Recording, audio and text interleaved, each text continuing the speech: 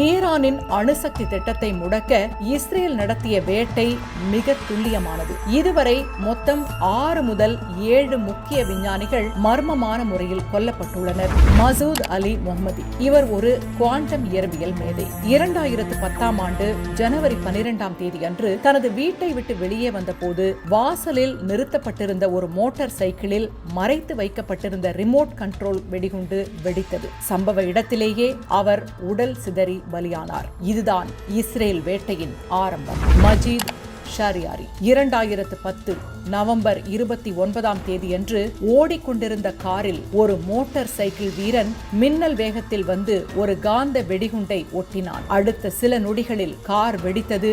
ஷரியாரி கொல்லப்பட்டார். தாரியுஷ் ரெசைனிஜாத் 2011ஆம் ஆண்டு ஜூலை மாதம் தனது மனைவியுடன் காரில் சென்று கொண்டிருந்த போது மோட்டார் சைக்கிளில் வந்த மர்ம நபர்கள் துப்பாக்கியால் சுட்டனர். 5 தோட்டாக்கள் உடலில் பாய்ந்தன. இவர் டெட்டனேட்டர் உருவாக்குவதில் வல்லவர். முஸ்தபா அஹ்மதி ரோஷன் 2012ஆம் ஆண்டு இவர் கொல்லப்பட்ட விதமே மிகவும் கொடூரமானது. 33 வயதே ஆன முஸ்தபா நடன்ஸ் அணுசக்தி மையத்தின் துணை இயக்குநராக இருந்தார். காந்த வெடிகுண்டு பாணியிலேயே ஒரு பரபரப்பான காலை வேளை அவர் காரிலேயே கொல்லப்பட்டார். உலகையே அதிர வைத்த இன்னொரு சம்பவம் இருக்கிறது.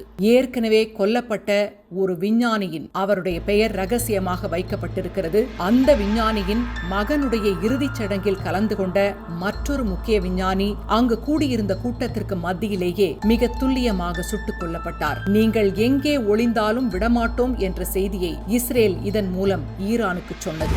மொஹ்சன் ஃபக்ரிசாதே 2020ஆம் ஆண்டு இவர் கொல்லப்பட்டார். ஈரானின் அணுசக்தி திட்டத்தின் தந்தை என்று கூறப்பட்ட இவர் கொல்லப்பட்ட விதமே ஒரு ஹாலிவுட் படம் போல இருந்தது. 1 டன் எடை கொண்ட செயற்கை நுண்ணறிவு மூலம் இயங்கும் சேட்டிலைட் துப்பாக்கி ஒரு ட்ரக்கில் மறைத்து வைக்கப்பட்டிருந்தது. ஃபக்ரிசாதேவின் கார் வந்தபோது அந்த துப்பாக்கி தானாகவே அவரை நோக்கி சுடத் தொடங்கியது. அவர் மனைவி அருகிலிருந்தும் அவருக்கு ஒரு சிறு காயம் கூட படாமல் ஃபக்ரிசாதே மட்டும் ஃபேஸ் ரீடிங் மூலம் கொல்லப்பட்டார்.